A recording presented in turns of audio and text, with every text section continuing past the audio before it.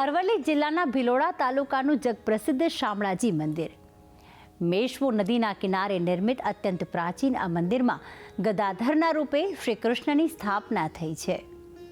કહેવાય છે કે પરમ ભક્ત નરસિંહ મહેતાની શામળશા શેઠના રૂપમાં શ્રી કૃષ્ણએ સહાયતા કરી, જેથી એ જ શામળિયા શેઠના નામે ભગવાન મંદિરમાં સ્થાપિત થયા. ત્યારે આવો આ પાવન મંદિરના આપણે સાથે મળીને કરીએ દર્શન.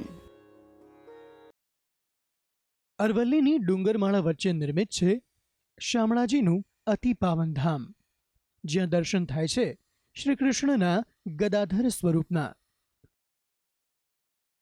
ગુજરાતના આ કલ્યાણકારી મંદિરનો મહિમા તો વિશ્વભરમાં ફેલાયેલો છે. અહીં પધારતા ભક્તોમાં ઉંમર, ધર્મ કે જાતિનો કોઈ ભેદ નથી. કુદરતના ખોળે આવેલું આ શામળાજી ધામ ભક્તો માટે કૃષ્ણ કૃપા મેળવવાનું પવિત્ર માધ્યમ બન્યું છે.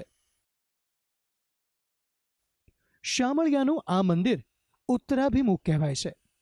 કહેવાય છે કે શામળિયાનું આ સ્થાનક 10મા કે 11મા દાયકામાં બનાવાયું હશે. મંદિર પરિસરમાં પ્રવેશતા જ આ ભવ્ય કૃષ્ણ મંદિરની કલા કોતરણી પર દ્રષ્ટિ જાય. ચૌલુક્ય શૈલીની આ કોતરણી અન્ય કૃષ્ણ મંદિરો કરતાં આ ધામને અનન્ય બનાવે છે. આ શિલ્પ શ્રેણીઓમાં મહાભારત અને રામાયણના પ્રસંગોની સાથે ભગવાન ઇન્દ્ર, ભગવાન અગ્નિ, ભગવાન વરુણ, ભગવાન શિવ, ભગવાન ગણેશ ઉપરાંત દેવી સરસ્વતી અને દેવી ઇન્દ્રાણી વગેરેની મૂર્તિઓ પણ જોવા મળે છે. મંદિરનું શિખર ઉપર તરફ જતા નાનું થતું જાય છે. આ શિખરને 3 ઉરુશૃંગો છે, જેના અગ્નિ ખૂણે ધ્વજ મૂકવામાં આવ્યો છે. મંદિર મુખ્યત્વે 3 ભાગમાં વહેંચાયેલું છે: સભાખંડ, અંતરાલ અને ગર્ભદ્વાર. જ્યાં શામળિયાનો વાસ છે, જ્યાં કૃષ્ણની હાજરી અનુભવાય છે, જ્યાં હરિભક્તો માધવની ભક્તિમાં લીન બને છે, એવા આ શામળાજી સ્થાનકની પવિત્રતા અને ભવ્યતા યુગો યુગોથી તમામ હરિભક્તોના મનમાં અનન્ય સ્થાન ધરાવે છે. શામળાજીમાં મેશ્વો નદીના કિનારા પર આવેલા આ શામળાજી ધામનો ઉલ્લેખ પુરાણોમાં ગદાધાર ક્ષેત્ર તરીકે કરાયો છે. તે ભગવાન કૃષ્ણના નામ શામળિયા શેઠ ઉપરથી પડ્યું છે. ભક્ત નરસિંહ મહેતાની નિરંજન આરાધનાથી કૃષ્ણ પ્રસન્ન થઈ શામળશાના રૂપે તેમની હુંડી સ્વીકારે છે. તેથી આ ધામમાં કૃષ્ણ શામળશા શેઠ તરીકે પૂજાય છે અને તેથી જ આ સ્થાનક આજે શામળાજીના નામે જગવિખ્યાત બન્યું છે. શામળાજી ભગવાન એ નારાયણ સ્વરૂપ છે. શંખ ચક્ર ગદા પદ્મ ધારણ કરી અને પૂર્ણ પુરુષોત્તમ, જેને વયોવૃદ્ધ સ્વરૂપ કહી શકાય. અને બીજા ક્રમે એવું કહેવાય કે જે 10 અવતારોની કથા જે આવે છે, કથાના અંતર્ગત જે દેહમાંથી બીજા બધા અવતારોની ઉત્પત્તિ થઈ છે, એનું મૂળતઃ સ્વરૂપ જે કહેવાય એ નારાયણ, એ પોતે અહીંયા બિરાજમાન છે. મંદિરના તોરણવાળા પ્રવેશદ્વારની સામે જ ગર્ભદ્વાર અને તેની સામે જ દેવ મૂર્તિની રચના કરવામાં આવેલી છે, જે લગભગ 130 સેન્ટીમીટર જેટલી ઊંચી છે.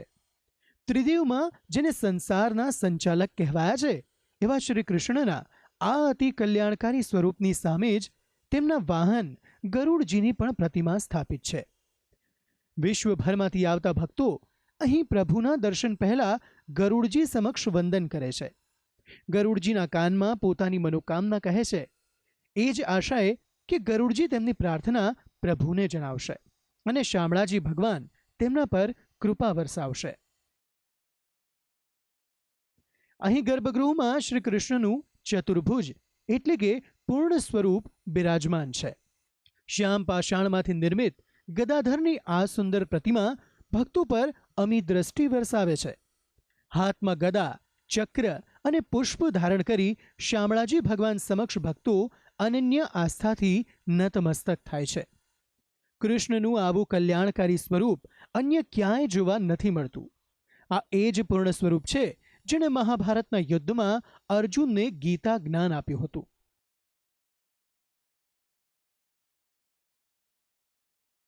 શામળાજી ધામમાં થતી કૃષ્ણ આરતીના સમયે તો અહીં પવિત્રતા અને દિવ્યતાની અનુભૂતિ સૌ કોઈને થાય છે.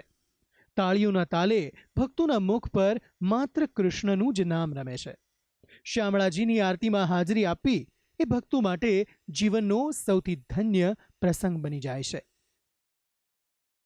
ભક્તિ સંદેશ, સંદેશ ન્યૂઝ.